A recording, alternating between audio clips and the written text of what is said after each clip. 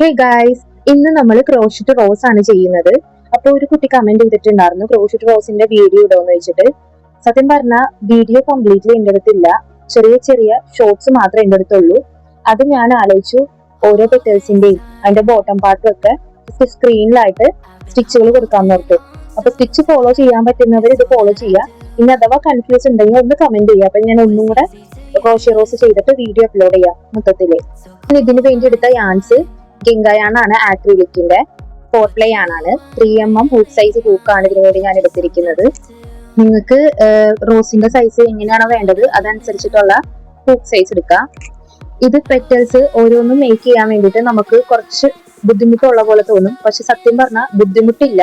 പക്ഷെ small petals 4 എണ്ണം വേണം, മീഡിയം പെറ്റൽസ് 4 എണ്ണം വേണം, ലാർജ് പെറ്റൽസ് 5 എണ്ണം വേണം. അപ്പൊ ഇത്രയും പെറ്റൽസ് ഉണ്ടാക്കുമ്പോൾ തന്നെ നമുക്ക് ചെറിയൊരു മടുപ്പ് തോന്നും. അപ്പോൾ അതാണ് നമുക്ക് ഇത്തിരി പാടുള്ള പോലെ തോന്നുന്നത്. ബട്ട് യഥാർത്ഥത്തില് പെറ്റൽസ് ഉണ്ടാക്കാൻ വലിയ ടഫ് ഇല്ല. ഇതിന് മെയിൻ ആയിട്ട് യൂസ് ചെയ്യുന്ന സ്റ്റിച്ച് എന്ന് പറഞ്ഞാൽ chain stitch, half double crochet, slip stitch, ഇതൊക്കെയാണ് നമ്മൾ ഏറ്റവും കൂടുതൽ ഇതിൽ യൂസ് ആക്കുന്നത്. സിംഗിൾ ക്രോഷ ഇതൊക്കെ ഓൾമോസ്റ്റ് മിക്കവർക്കും ക്രോഷ പഠിച്ചവർക്ക് അറിയാവുന്നതാണ്. പിന്നെ പീകോക്ക് സ്റ്റിച്ച് ലാർജ് പെറ്റൽസിൽ യൂസ് ചെയ്യുന്നുണ്ട്.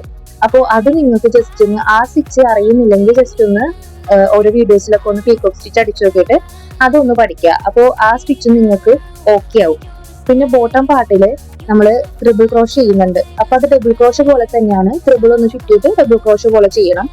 അപ്പോൾ അതൊന്ന് ജസ്റ്റ് വീഡിയോസ് ഒന്ന് നോക്കിയിട്ട് ആ സ്റ്റിച്ചും ഒന്ന് പഠിച്ചു വെക്കുക. അങ്ങനെയാണെങ്കിൽ ഈ ക്രോഷ് റോസ് ചെയ്യാൻ സിമ്പിൾ ആണ്. ഇതിന്റെ ടഫുള്ള സ്റ്റിച്ച് ഇല്ല ഇതില്. അപ്പോൾ ഈ മെയിൻ ആയിട്ട് ഈ സ്ക്രീനിലെ സ്റ്റിച്ചുകൾ മാത്രം നിങ്ങളൊന്ന് നോക്കി വെച്ച് കഴിഞ്ഞാൽ നിങ്ങൾക്ക് ഈ റോസ് അടിപൊളിയായിട്ട് നിങ്ങൾക്ക് ചെയ്യാൻ പറ്റും. പിന്നെ ഒരു കാര്യം കൂടി ഉണ്ട്, റിപ്പീറ്റഡ് ആയിട്ടുള്ള സ്റ്റിച്ച് ഒന്ന് നോട്ട് ചെയ്ത് വെക്കണം. പെറ്റൽസിൽ 8 പ്രാവശ്യം 8x 6x എന്നൊക്കെ കൊടുത്തിരിക്കുന്നത് റിപ്പീറ്റഡ് ആയിട്ട് ചെയ്യാൻ വേണ്ടിയിട്ടാണ്. അപ്പോൾ അവിടെ മുകളിൽ സ്റ്റാർ കിട്ടിയിരിക്കുന്ന സ്റ്റിച്ച് അത് 8 പ്രാവശ്യമോ 6 പ്രാവശ്യമോ റിപ്പീറ്റ് ചെയ്യാനുള്ളതാണ്. അത് സ്റ്റിച്ചിൽ പ്രത്യേകം മെൻഷൻ ചെയ്യുന്നുണ്ട്.